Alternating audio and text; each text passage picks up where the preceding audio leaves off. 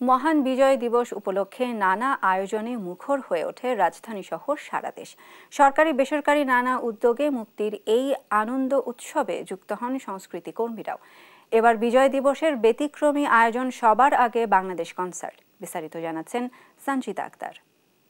৫৩ বছরের এই বিজয়ের উৎসবকে আজ ১৬ই ডিসেম্বর মহান বিজয় দিবস, রক্তস্নাত বিজয়ের ৫৩তম বার্ষিকী। স্বাধীন সার্বভৌম বাংলাদেশের অভ্যুদয়ের দিন। দীর্ঘ ৯ মাস সশস্ত্র সংগ্রাম করে বহু প্রাণ আর এক সাগর রক্তের বিনিময়ে এদিনে বীর বাঙালি ছিনিয়ে আনে বিজয়ের লাল সূর্য। বিজয় দিবস উপলক্ষে নানা আয়োজনে মুখরিত হয়েছে দেশের সংস্কৃতি অঙ্গন। সরকারি বেসরকারি উদ্যোগের পাশাপাশি টেলিভিশন চ্যানেলে রয়েছে বিশেষ আয়োজন। শুধু তাই নয়, নতুন গান, পুরনো দেশাত্মবোধক গানের নতুন সঙ্গীত আয়োজন প্রকাশের পাশাপাশি কনসার্টে গানে গানে প্রকাশ পাবে বাঙালির মুক্তির কথা। মহান বিজয় দিবস উপলক্ষে আজ মানিক মিয়া এভিনিউয়ে সবার আগে বাংলাদেশ কনসার্টের আয়োজন করা হয়েছে। দুপুর ১২টায় শুরু হওয়া এই কনসার্টে অংশগ্রহণ করেছেন বিনোদন অঙ্গনের বহু তারকা। কেউ আছেন দর্শক সারিতে, আবার অনেকে পারফর্মার হিসেবে। আজকের এই কনসার্টে সঙ্গীত পরিবেশন করেছেন নগর বাউল, আর্ক, সোলস, শিরোনামহীন, আর্টসেল, অ্যাভয়েড রাফা, ডিফারেন্ট টাচ ও সোনার বাংলা সার্কাস। বিশেষ করে আজকের এই কনসার্টের মাধ্যমে দীর্ঘদিন পর দেশের কোনো খোলা মঞ্চে গিয়েছেন জনপ্রিয় সঙ্গীত শিল্পী বেবি নাজনীন। আজকের এই দিনে সামাজিক যোগাযোগ মাধ্যমে সাধারণ মানুষদের পাশাপাশি তারকারাও বিজয় দিবস নিয়ে নিজেদের ভাবনা এবং তারা দিনটি কিভাবে পালন করছেন তা সবার সঙ্গে শেয়ার করে নিয়েছেন।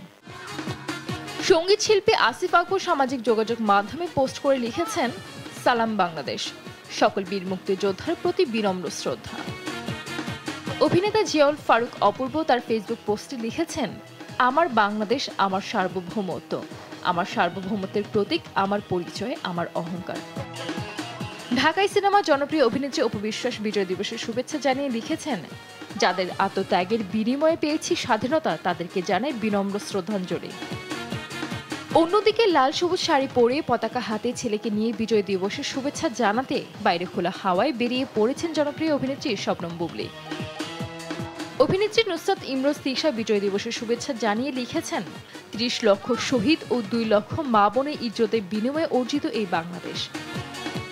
চলচ্চিত্র পরিচালক এবং সংস্কৃতি বিষয়ক মন্ত্রণালয়ের উপদেষ্টা মোস্তফা সরওয়ার ফারুকী লিখেছেন, ৭১-এর শহীদেরা ২৪-এর খুনিদের রক্ষা করতে আসবেন না, ফলে এই নিয়ে ২৪-এর খুনি বা তার অ্যাপোলজিস্টদের উৎসাহিত বোধ করার কিছু নাই।